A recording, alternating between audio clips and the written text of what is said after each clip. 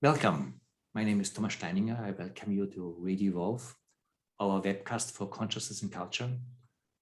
I am very honored to have with me again Igor Kufayev, a spiritual teacher of different backgrounds, if I may say so.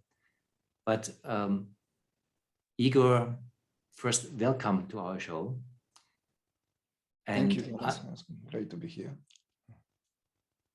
I invited you because I experience you as someone who tries to up-level the spiritual discourse. Let's put it that way, because there are many ways to understand spirituality, and there are many ways how a spiritual discourse has also established itself in our modern, postmodern context. But there is also a way how we have some comfortable relationship with that. And I experienced two things. First, that you try to go somewhere where the comfort is a little bit left behind. And second, there's several ways how we talk about spirituality, either the usual kind of Christian, progressive Christian ways to talk about religion and spirituality, or there are very much Buddhist oriented or Advaita oriented. But you at least have one root in your work in what is known, not to too many, but to some people, as Kashmir Shaivism, which is a particular form of an Indian tradition, or some even say a culmination of Indian traditions, that is on one hand deeply transcending worldliness, I would say, but on the other hand, not avoiding worldliness, but really trying to enliven or trying to awake worldliness in a transcendent way. And it seems that maybe in our time, in our whatever times we are living right now, but there's something where spirituality in some way tries to find back way to our world culture. It is something that I think can help to understand what kind of spirituality can be really needed in order to find answers, personal answers, but also cultural answers to the times that we are living in. So first, let's talk about spiritual Shaivism. What I see there, that there is a response. There was a historical response to the deep findings and the deep revelations of Buddhism in this northern part of India that seems to be relevant also for our times. Is this something that you would agree with? And why plays this sort of spirituality a role for what you do as a teacher? Yeah, well, it's a relevant, very interesting question. In fact, it's in itself serves as an ongoing dialogue within the given culture, because when we speak about Kashmir Shaivism and the way it stands in the rich spiritual cultural background of the entire Indian subcontinent, what we really witnessing here is that perhaps a kind of polemics between the relationship of the what could be called spirit as ultimate reality, that what transcends it all, and that eminence of the world. So it is the relationship between that what is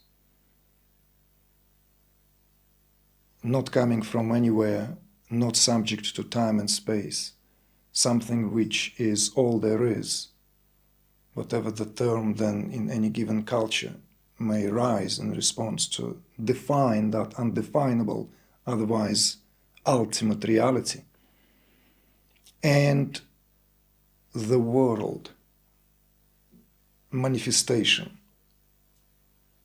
that what we partake by virtue of being humans. So this polemics, they are as old as far as we can see, millennial cultures of India itself, these dialogues, and we can see also how it was coming in and out of the focal point of attention. So when it comes to a particular moment in time in history to which you referred to, when some of the principal teachers of Kashmir Shaivism, some of these masters who have left this undeniable mark by virtue of their greatness, because some of them were great polymaths of their time. Let's say someone like the 10th century Abhinavagupta. He was known as someone who hasn't just contributed to the field of philosophy. He has also contributed to the field of rhetorics, to the field of aesthetics, to the field of culture by large, and a left mark also on the culture as one of the greatest sages in recorded Indian history. Of course, he hasn't began that process. We could even say that he continued what was started by another sage 2 centuries before, the famous Adi Shankara, who in the 8th century almost took it upon himself to, literally we could say, drive out all the Madhyamika and Theravadian based Buddhist teachings that have took a stronghold in Indian culture at the time. Why that is, we should leave that to scholars, really, and those who are interested in the perhaps repercussions of what it and how it impacted Indian culture, certainly the spiritual landscape of Indian culture for the next 1,000 years, because that's the legacy of Adi Shankara. And Abhinavagupta in the 10th century continued and contributed greatly to further expose certain holes. We could afford to call them holes because they are referred to by the aforementioned sage as inconsistent statements, especially when it comes to the understanding of the principal concept of shunyata or shunya or the void. So one of the, of course, fascinating propositions that were made by Kashmir Shaiva sages was precisely on the nature of the relationship between the world and the Atmast reality which transcendent here represents. I deliberately will avoid using the Sanskritized terms, except maybe bringing one or another at certain point, simply because we will do injustice if we speak about this without bringing these two fundamental categories represented by the terms Shiva and Shakti, because this is where the understanding really begins. This is where the cornerstones of this profound philosophy really lays everything for it to for something that one can lean in terms of one's grasp of this otherwise very rich philosophical perspectives. So that Shiva stands here for the absolute, that which transcends it all. So in other words, Shiva is beyond manifestation. Shiva is all there is. As the Shiva Sutras declare, nothing exists that is not Shiva. Shiva here is that ultimate reality, one without a second. Because it's a monistic philosophy, we should immediately bring that out so that everyone who listens to this now understand that this is spoken from a monistic perspective. It's a truly non-dual philosophy. So that Shiva here represents that one without the second. And Shakti is seen nothing other than the very power of Shiva, the very, very self-reflective quality of what Shiva represents. And Shiva represents here this awareness, that term, which is now became extremely important in the context of modern spiritual dialogues for the past, let's say, 30 years, that awareness is all there is. The non-duality, in particular, took an extremely uncompromising stand. That movement, global movement, that swept across Anglo-Saxon culture, many Latin American, and of course across Europe, since the early 90s, the non-duality, operated with that term awareness. And awareness here represents that very aspect of the transcendent. So in terms of, and from the point of view of Kashmir Shaivism, Shiva represents this ultimate reality. But he, as it were, is not alone. Shiva and Shakti are inseparable, indispensable aspects of that same reality. It's just two modes of manifestation, or two modes of being. Shiva is that what remains as that absolute, we could say, absolute silence, that which transcends it all. And Shakti here represents this eminence, everything that is here to know, because it is known by virtue of direct experience, because Shakti herself here ontologically plays the very power of Shiva, and the power of Shiva is not separate from Shiva. Shiva is always expresses himself as that very power of his own, which is Shakti. So if we introduce these two terms, that will suffice for us to talk, and we don't need to even go into any other categories. But in plain English language, we could speak of Shiva as that pure awareness. And we can speak of Shakti as that self-reflective awareness, or the power to reflect its own light back onto itself. And that light that is reflected back onto itself is the very reason for manifestation in the first place. So in other words, Kashmir Shaivism takes this position that this world is not some kind of hallucination, appearance, illusion, or even something which takes as a dream within awareness, something that awareness dreams to itself, but it doesn't have substance. Contrary to that, from the point of view of Kashmir Shaivism, this very world of forms and phenomena, down to the gross elements, is nothing other than manifestation of Shiva, or manifestation of awareness. So in other words, the true statement of that monistic perspective is reinstated again and again in that, yet again, one of the axioms, one of the sutras, that even the earth, right, the grossest elements in the unfoldment of this, progressive unfoldment of the manifestation, is nothing other than awareness. I'm deliberately dropped now the term Shiva. So in other words, everything is awareness made out of awareness.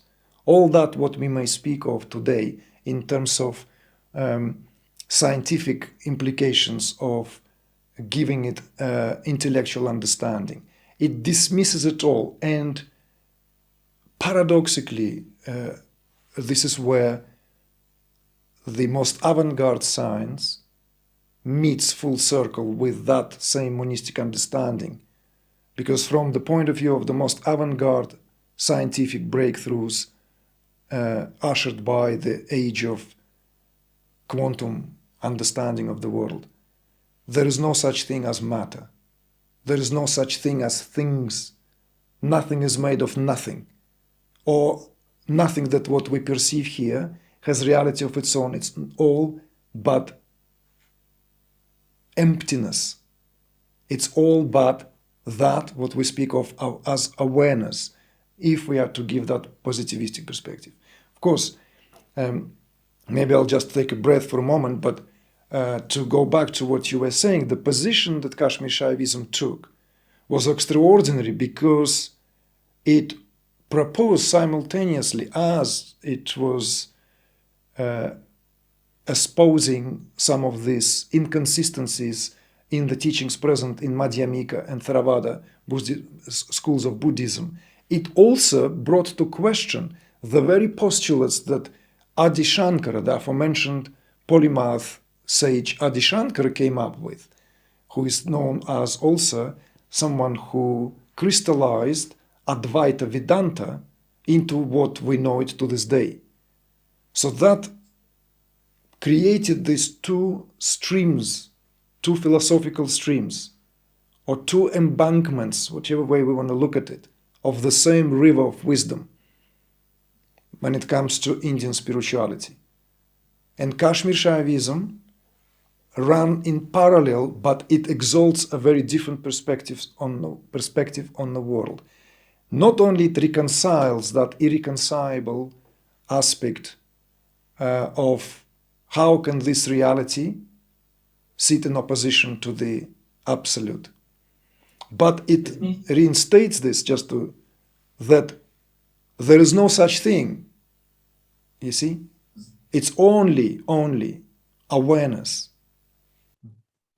Let me connect this to a conversation that I perceive is going on a global scene of modern spiritual interest in the last couple of decades, because I perceive a shift. You were talking about Advaita taking over not only the Anglo-Saxon sphere, but also definitely Europe and the developed world. And everybody knows that Buddhism, since several decades, is having a huge influence also on modern American and European culture. There was something started in the 70s that was a spiritual search that really went, let's talk it in a more image form, to India, looking for transcendence and also what you called the utmost reality and liberation. And the Advaita movement and many of the Buddhist teachings were addressing that. In the last, I don't know, 10 years or so, there was a shift in that sense that, let's put it that way, people are not so much moving their interest to India, they are more moving their interest to South America or to indigenous wisdom. And there still is spiritual discourse going on, but the discourse changed. It's shamanic interest, it's the relationship to life, to nature, to spirits, to life force. And I think this is an interesting development. And at the same time, there was the argument or accusation of spiritual bypassing in the Advaita movement, that basically that yes, or maybe all very fundamental what was brought here, but people were leaving out the world we're living in and the life force. Is it right that there's something where the depth of the utmost reality that is addressed, at least in the best of Buddhist teachings, like in the best of all spiritual teachings, and the realization that we are living in a living universe that is real somehow, which I would say is a part of what the attraction of this movement to Latin America as a spiritual culture is right now, that there is a synthesis in this Shaivist impulse that brings this together in a way that does not avoid the utmost reality, and at the same time does not avoid the powerful aliveness of the life impulse itself that people look for when they go, particularly to shamanic culture. Yes, I mean, I would say that there was always healthy interest towards that more experiential side, even going back to the counterculture of the 60s and the 70s, when some of these very charismatic, very larger than life figures, and how it is even spoken in terms of Buddhist language, when Dharma made its way from east to the west, right? That whole kind of slogan that in order for the Dharma to be preserved, it wasn't enough just to remain within the oikumene of a given culture. So therefore, these teachers began to establish their communities, and this great dissemination of knowledge took place from India, from China, and from Japan, and other parts of the Far East, as we have witnessed. At the very same time, there was also this brewing interest in connecting to that other reality, by other means than meditation, by other means than, more traditional, so-called, maybe in comparison to more traditional forms of spirituality that came from the Orient.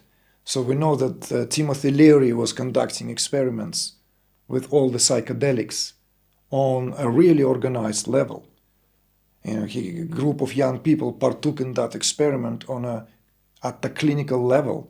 They were not just a bunch of young hippie, people willing to experiment. This was an experiment conducted with the funds and sponsorships, and of course, this is where other modalities were being brought to the light of, let's not kind of be afraid to use that term, for the benefit and possibility to taper with of the Western consumer. So spirituality was offered in every form and way, and that what you remark now, that kind of maybe return towards this more connecting with nature, as you have put it. But that's only one perspective. There is a less, maybe a less altruistic and less, how shall we put it, less maybe driven by that desire to connect to the realm of the that where we are all linked and interconnected. A lot of people interested in these indigenous forms of spirituality, and it is commercialized for that reason greatly today, because it affords a very quick, or at least it promises a very quick shortcut, like in all these ayahuasca ceremonies. People no longer satisfied or no longer willing to go through meditative practices because this may sound too daunting and may take too many years and too much commitment, let alone giving oneself to psychology and all that kind of help of another intermediate person who would help us to bring to the surface what now increasingly became very, very in the focal point of spirituality, the aspect of trauma, which we could also say kind of resurfacing. There was a lot of talks about trauma not long after the Second World War, perhaps around the same time as the counterculture came, when all this PTSD kind of reports and young people would come back from the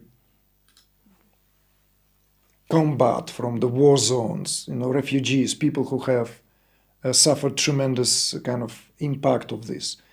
And then that brought immediately the wave of that kind of self-reevaluation, because people for some times wanted to give it a rest that what culture, Western civilization in Europe has experienced during the Second World War. Then it became increasingly important again So we know that that also produced that interest towards how do we heal collective traumas. So the rise of these indigenous forms of spirituality, I think, should also be viewed in terms of what being offered there as a quick cut. At least this is my experience of working with a lot of people who at some point were very much enamored with this kind of possibilities. Just going to an ayahuasca ceremony will put an end to a lot of their personal traumas and dilemmas that they've been dealing with, which turn out to be a wishful thinking in many cases. We know that, and I talk about it a lot. I talk about it a lot in my work in terms of the limitations offered by this kind of shortcuts when it comes to spiritual breakthroughs, because anything that we introduce from the outside into this complex lab of chemical responses, of what balances all this here in that extraordinary way, because that's what this is. This is a lab of consciousness, a human being. The nervous system of a human being is very much where these processes take place, and therefore all this, what produces certain hormones into the system, is contributing from the point of view of neuroscience, either to our misery, being locked into that same cycle of chain reaction responses, which fires certain brain cortexes and issues the qualitative hormones, only to continue. Or the circuit is broken, and that's what the true breakthrough is really about. So this, what indigenous spirituality offered here, though very valid, we should not and cannot talk about it without seeing the less attractive, less glamorous side of this, because it is also driven very much by, yet again, that consumer-oriented perspectives of having these shortcuts. And as I said in my work, I always remind those who want to know, what about microdosing, that term that is prevalent in California, taking this various kind of substances, that part of it is an LSD, let's say, like all the psilocybin and other enhancing, so to speak, an activity of our nervous system substances, but in a very, very small dosages on a regular basis. Even that is nothing in comparison to what our human potential here represents when we are able to produce these hormones, produce these qualitative responses and reactions in our body, because we are embedded in it by nature. This is the way we are designed. So this is also maybe to create an arch now, why I personally was very, very, over the top, in terms of discovering the teachings of Kashmir Shaivism, because for me it was a post factum. It served as a confirmation of what I went through and what I inherently knew even as a young man throughout my life, in terms of some of the unique aspects of which maybe we can speak a little later in our today's discussion. So maybe to ask you directly, you said it confirmed something. What did it confirm? First it confirmed the validity of all this, what I went through in terms of these innermost realizations, innermost insights. One such profound insight, which was, again, it's very difficult to give it to language, because I would have to, as it were, trim that experience down into a way of how to speak about it. But if I were to try, and I did try on several occasions to speak about it, sometimes even at the risk of being misunderstood, misinterpreted, even when in the audiences where People were not just run-of-the-mill kind of your usual sort of, but more of a, I would say, people who would have that already possibility to understand this. So this insight, or this rather experience, is that whole, what is considered to be the world, experience itself, was pouring out of my own self. The very light, not experiencing this or that spiritual,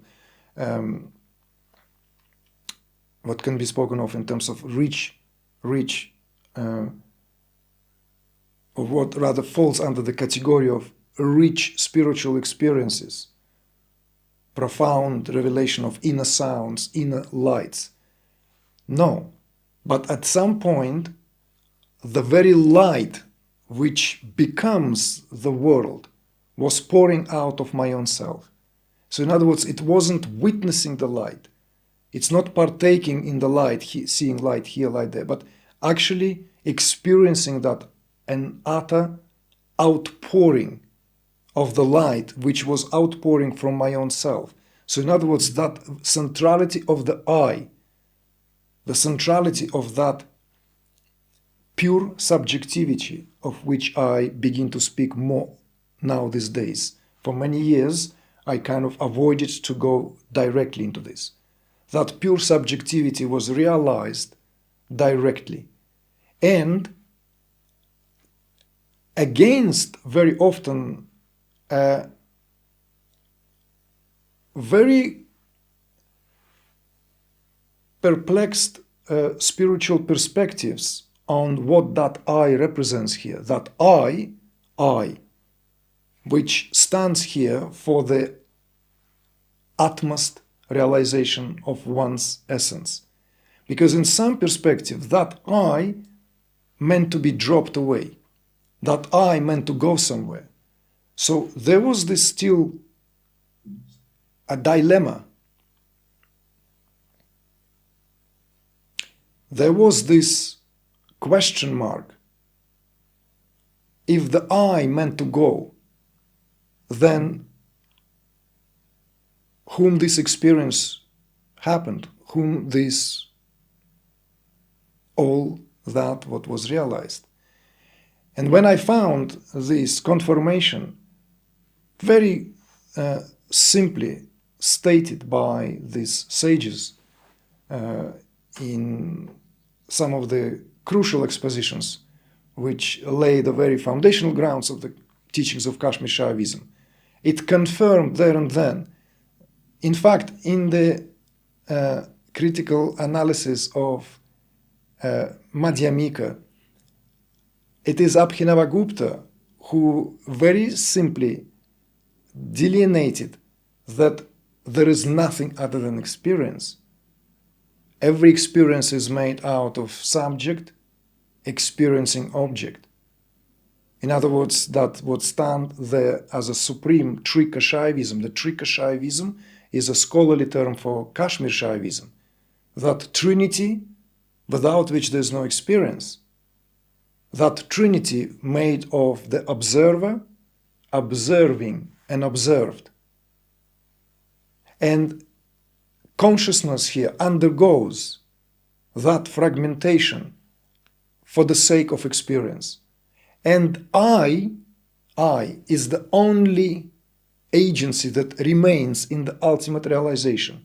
And when Abhinavagupta was trying to explain this to those who say that they go into this complete void of shunya or nothingness, he simply stated that it is nothing other than experience of deep sleep. It is not different than that. And yet when one comes out of the deep sleep, one declares, I did not experience nothing. I didn't see anything. It was blank, nothing, maybe pitch black. However, that experience occurred to someone who now reports that experience back. So in other words, in a very systematic manner, in that manner of introspection, in that correct inference here that Abhinavagupta applies to that discourse, there is nothing other than experience. Because how can we speak about something which cannot be experienced? It's an oxymoron. And if one contemplates on that, one will quickly realize that that is so. Because if there is a state beyond that, then who will come back home to tell us about it? Here you're in the middle of a kind of a discussion that's going on. I mean, it's definitely going on for centuries, but it's also going on for decades. Because when there's a spiritual aspiration right now, and when it goes beyond psychology, one word that is prevalent is the word ego death. And with the word ego death, very much what is understood is letting go of the I. And of course, this is understood very much in an Buddhist framing, in Buddhist understanding, as this is part of how we understand deep liberation at this point. And part of this discussion that you hear is people kind of defending a Western understanding of the agency of the I, and in that also kind of having a skepticism against kind of practices like meditation, letting go, Eastern practices, any kind of so-called transcending meditative practices, because you lose your agency in that. And on the other hand, you have a deep understanding of liberation being ego death and reaching emptiness, reaching wholeness. There's something where what you're describing is both of it or none of it or something third. There's something where this conversation through the ages, and it seems it was also at that time a conversation between Buddhist practitioners and Shiva and Shakti Buddha practitioners, tries to find a different answer. Oh, how so? Well, I mean, how do you relate to the Buddhist experience? Is this just kind of you called it a dream state, or did Gautama Buddha just dream? Or is it a different understanding of the same depth of transcendence, a different way to relate to what the ultimate reality is about? Well, what you posited here is quite a kind of what you've woven together, these few strands. Will require to talk about this, of course, so as to clearly give that understanding what do we mean by ego and how that is figured in a spiritual discourse. I'm not sure it would be helpful in trying to posit the or give the assessment to the Buddha's teaching, because to begin with, Buddhism extremely rich, and even from scholarly point of view, there were several different phases in the life of Buddha, which are known, where once Buddha would arrive to a certain system of thought that he would posit as the basis of his teaching. Because let's not forget, when Buddha, that canonical, very well-known, classical encounter where Buddha was invited to teach, and he refused several times, that this, it's one cannot teach this what the Buddhahood is about.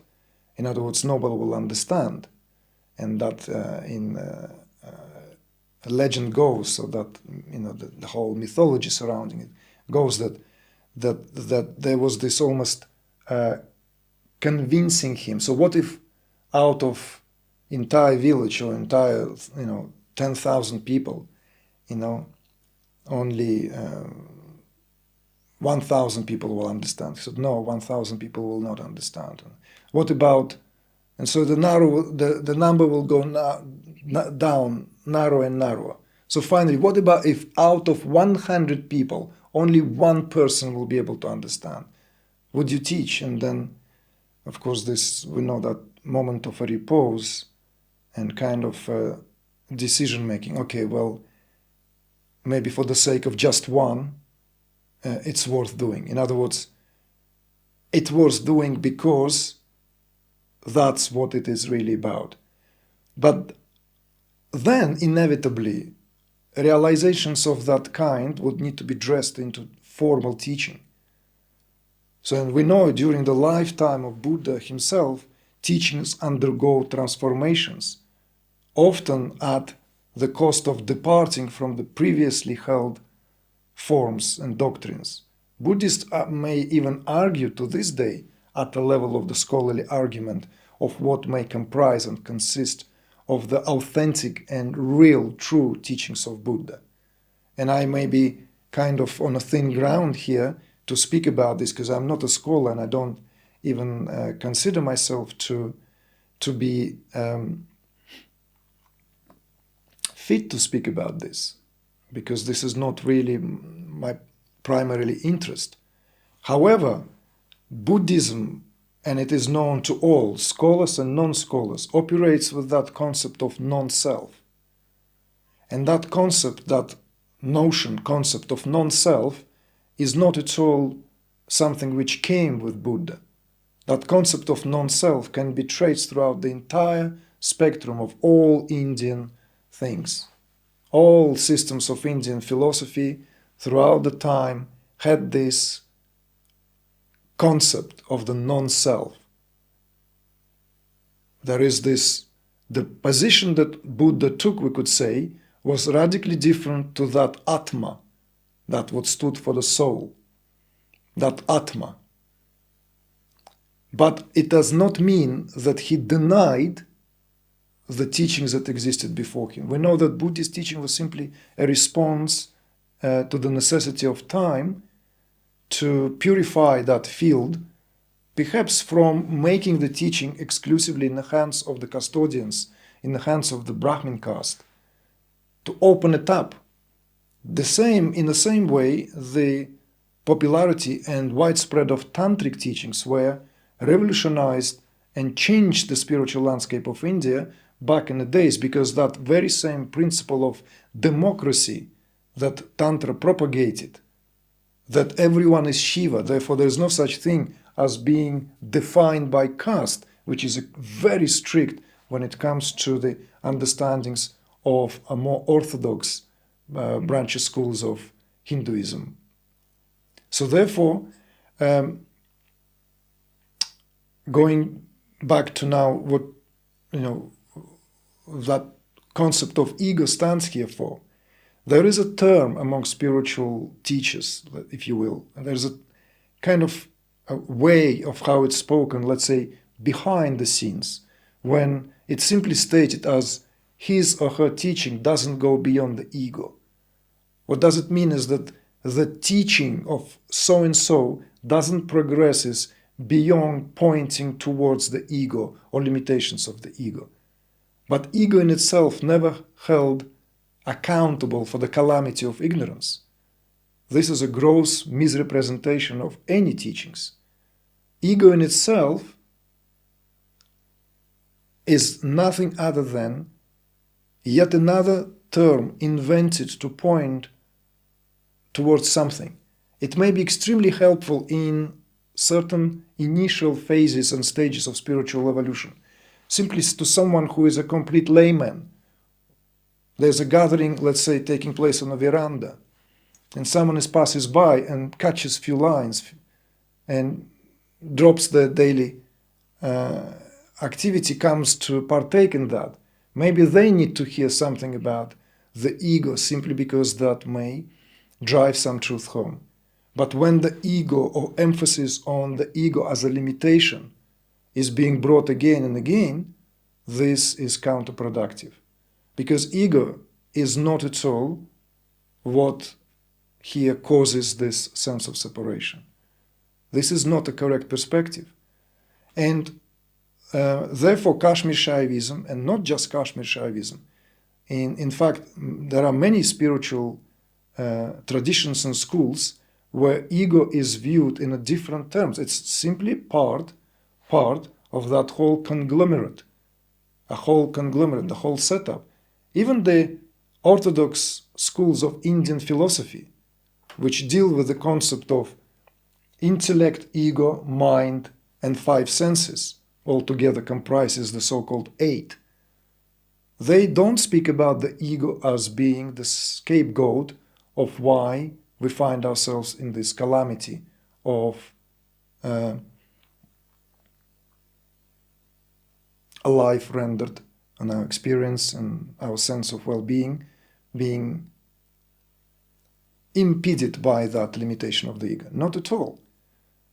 But in Kashmir Shaivism, it takes it to its apogee. It speaks about that in terms of that universal egoity. Because it doesn't even allow the possibility of speaking about human ego as some kind of entity.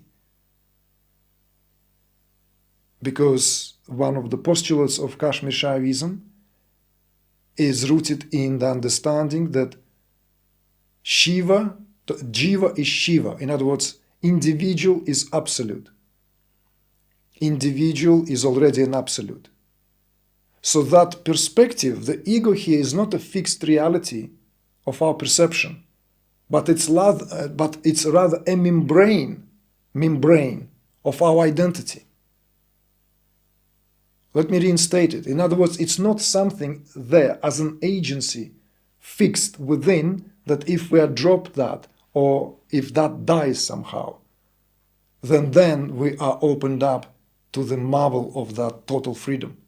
If that was the case, I think we would have much more freedom-ridden people because on every case of depersonalization, or every case of depersonalization should be equated with that state of freedom, which is not at all the case. There are many people who have no idea who they are. In fact, they are fractured in terms of the understanding of whom they happen to be and what is their experience and what its meaning. But that doesn't render them into that state of coveted state of enlightenment. So from the point of view, again, just going back to that, the cause in division, in duality, is elsewhere. It's not in the limitation of that, what is spoken of as egoic or ego consciousness. Cannot be. Instead, it's spoken of in terms of universal egoity. Why? Because it's linked inextricably to the irreducible I-ness of experience. And the goal of Kashmir Shaivism is in a way to arrive to that inextricable nature of pure subjectivity, which is all there is. Because there is nothing other than that.